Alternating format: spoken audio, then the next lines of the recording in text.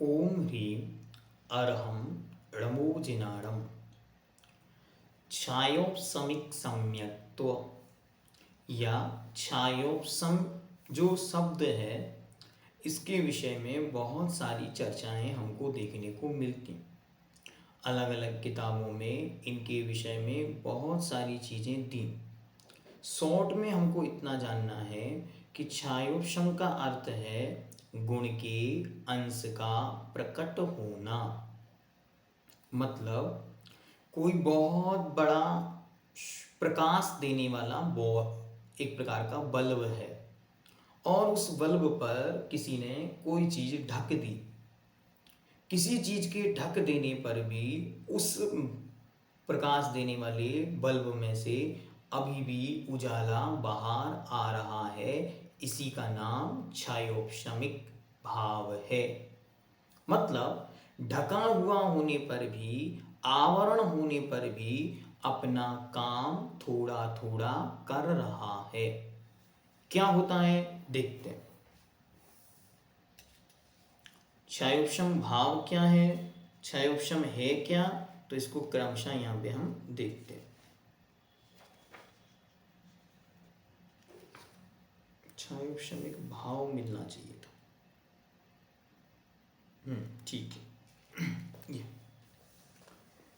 सर्वघाती स्पर्धकों का उदयाभावी क्षय। ध्यान से समझना, हम इन सब विषयों का आपके साथ खूब चर्चा कर चुके। तो पूर्व में आपको सर्वघाती क्या हैं इन सब के विषय में भी खूब डिटेल में चर्चा उपलब्ध है, उसे आप देख सकते हैं। उनको हम आपकी डिस्क्रिप्शन में भी दे देंगे और साथ ही साथ जीवकांड की प्लेलिस्ट में भी इन सब का विस्तार से वर्णन उपलब्ध है, तो वहां जाके आप देख लें। ठीक है। सर्वघाती स्पर्धकों का उदयाभावी क्षय, उन्हीं का सदवस्था रूप उपशम और देशघाती स्पर्धकों के उदय से उत्पन्न अवस्था का नाम छायोपशम है या क्षयोपशम है, अथवा कर्मों के क्षय और उपशम से उत्पन्न हुआ गुण छायोपशमिक कहलाता है। जैसे कोदों को धोने से कुछ कोदों की मादकता नष्ट हो जाती है, कुछ बनी रहती है। इसी तरह परिणामों की निर्मलता से कर्मों के एक देश का क्षय और एक देश का उपशम होना क्षयोपशम कहलाता है या क्षयोपशम कहलाता है। यद्यपि इस अवस्था में कुछ कर्मों का उदय भी विद्यमान रहता है, परंतु उनकी शक्ति अत्यंत क्षीण हो जाने के कारण वह जीव के गुणों को घातने में समर्थ नहीं होता। इसलिए कर्मों का उदय होते हुए भी जो जीव के गुण का अंश उपलब्ध रहता है उसे क्षयोपशम कहते हैं। जो हमने आपको शुरुआत में उदाहरण दिया, कोई बल्ब है और उस बल्ब के ऊपर किसी ने, या मानो सूर्य है और सूर्य के ऊपर बादल आ गए, फिर भी उजाला बना हुआ है, दिन अभी था तो है, ये कहलाता है गुण के अंश का प्रकट होना। अब क्या क्या समझा फिर से एक बार देखते हैं। कोई कर्म है, जो कर्म कैसा है, सर्वघाती रूप। तो सर्वघाती मतलब जो सब कुछ ढकने की सामर्थ्य रखता है, उसे कहते हैं सर्वघाती। तो सर्वघाती जो कर्म है, उस सर्वघाती कर्म के स्पर्धक मतलब कर्मों के वर्ग वर्गणाओं का जो समूह है, मतलब कर्म मान लो, तो सर्वघाती जो कर्म है उनका उदयाभावी क्षय। अब उदयाभावी क्षय क्या होता है तो देखते हैं। उदयाभावी क्षय मतलब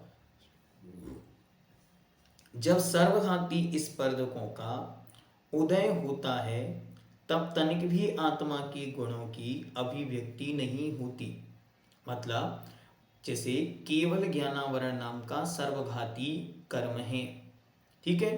तो केवल ज्ञानावरण कर्म का जब उदय होगा तो केवल ज्ञान का अंश भी प्रकट नहीं होगा। मतलब केवल ज्ञान से जानने योग्य शक्ति पूर्णतया नष्ट हो गई है, समर्थ नहीं है कार्य करने में, इसलिए उसका नाम ही सर्वघाती है। इसलिए उस सर्वघाती स्पर्धक के उदय के अभाव को उदयाभावी क्षय कहते हैं। अब वो बैठा पूरे पावरफुल के साथ है, लेकिन उसके उदय के अभाव को, क्योंकि अब वो उदय में नहीं है, काम नहीं कर पा रहा है, अपना पूरी तरह से नहीं ढक पा रहा है। तो सम्यक्त के क्षेत्र में ये कैसे होता है, तो वहां सम्यक्त प्रकृति तो देशघाती है, लेकिन उसी समय मिथ्यात्व नाम की प्रकृति बैठी है, साथ में सम्यक मिथ्यात्व प्रकृति है। दोनों प्रकृतियां कैसी हैं, सर्वघाती हैं। सर्वघाती होते हुए भी ये दोनों अपना काम नहीं कर पा रही हैं, इसी का नाम उदयाभावी क्षय है। मतलब वहां मिथ्यात्व कर्म मौजूद होकर भी हमारी श्रद्धा बनी हुई है, हाँ बनी हुई है। यद्यपि उसमें चलमल अगाढ़ दोष लग रहे हैं, लेकिन श्रद्धा बनी हुई है, हाँ पूर्णतया बनी होती है, नष्ट नहीं हो रही है। तो मिथ्यात्व और सम्यक मिथ्यात्व नाम की जो दो दो सर्वघाती प्रकृतियां बैठी हैं, वे सर्वघाती प्रकृतियां कुछ नहीं कर पा रही हैं, इसी का नाम उदयाभावी क्षय है। जब सर्वघाती स्पर्धक अनंत गुणहीन होकर देशघाती स्पर्धकों में परिणत होकर उदय में आते हैं, तब उन सर्वघाती स्पर्धकों का अनंत गुणहीनत्व ही क्षय कहलाता है। यहाँ वास्तविकता में क्षय किसी का हुआ नहीं, लेकिन मात्र वो अपना काम नहीं कर पा रहे हैं, इसलिए उनका क्या कह दिया, उदयाभावी क्षय। उन्हीं का सदवस्था रूप उपशम, सदमत अवस्था मतलब उस ही अवस्था में उपशम, उपशम मतलब जानते शांत बैठना, तो वे जिस अवस्था में थे उस अवस्था में ही उनको शांत बिठा दिया, अर्थात वे कुछ नहीं कर पा रहे। और उसी समय देशघाती स्पर्धकों के उदय से उत्पन्न अवस्था का क्षयोपम क्षयोपशम है। और उसी समय मिथ्यात और सम्यक मिथ्यात ये दोनों प्रकृतियां देशघाती सर्वघाती होते हुए भी काम नहीं कर पा रही, इसी का नाम सदवस्था रूप उपशम है, इसी का नाम उदयाभावी क्षय है। लेकिन उसी समय एट द सेम टाइम, उसी समय जो सम्यक्त प्रकृति नाम का दर्शन मोहिनी का कर्म है, जो देशघाती प्रकृति है, वो उदय में आकर श्रद्धान बनवा रही है, इसी का नाम क्षयोपशम भाव है। और इस परिणति का नाम क्षयोपशमिक सम्यक्त्व है। ठीक है, अब इसको हमने एक उदाहरण के माध्यम से आपको समझाया था, वापस उसी उदाहरण को फिर से देखते हैं।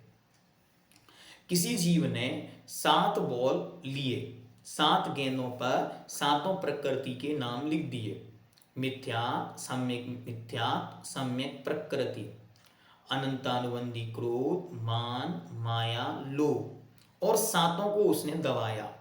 जब सातों दबे तब बना औपसमिक सम्यक्त्व। ठीक, लेकिन इसका टाइम पीरियड था केवल अंतर्मुहूर्त, अंतर्मुहूर्त बाद ये समाप्त होना था। तो क्या होगा, उस अंतर्मुहूर्त के बाद यदि इन सातों में से मिथ्यात्व नाम की प्रकृति या मिथ्यात्व नाम की बॉल उछलेगी तो गुण स्थान बनेगा 1। सम्यक मिथ्यात्व नाम की प्रकृति उछलेगी तो गुण स्थान बनेगा 2। और यदि सम्यक मिथ्यात्व नाम की प्रकृति उछलेगी तो गुण स्थान नंबर 3। और अनंतानुबंधी क्रोध, मान, माया, लोभ में से कोई एक बॉल उछलकर बाहर आएगी तो बनेगा गुण स्थान नंबर 2।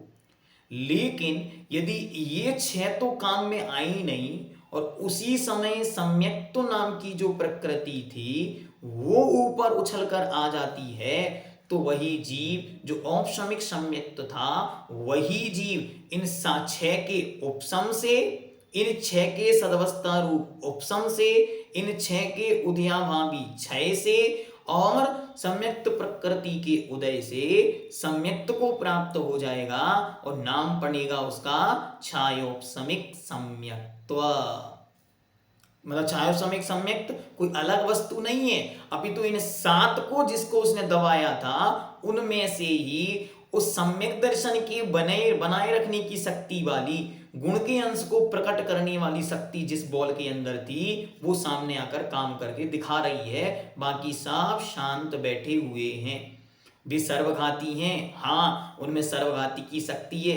वे छयों सर्वघाती हैं लेकिन अपना काम नहीं दिखा पा रहे हैं। इसी का नाम उदय के अभाव रूप क्षय है। सो उदयाभावी क्षय है और सदवस्था रूप उपशम, अपनी उसी अवस्था में वे उपशमित हैं जिस अवस्था में वे थे, तो इसका नाम सदवस्था रूप उपशम हो गया। तो क्षय प्लस उपशम मिलके बना क्षयोपशम, और क्षयोपशम में इक नाम का प्रत्यय करने से क्षयोपशमिक ऐसा शब्द बना, और परिणाम होने से क्षयोपशमिक भाव बना, और यहां उसकी उपलब्धि होने से क्षयोपशमिक सम्यक्त्व बना।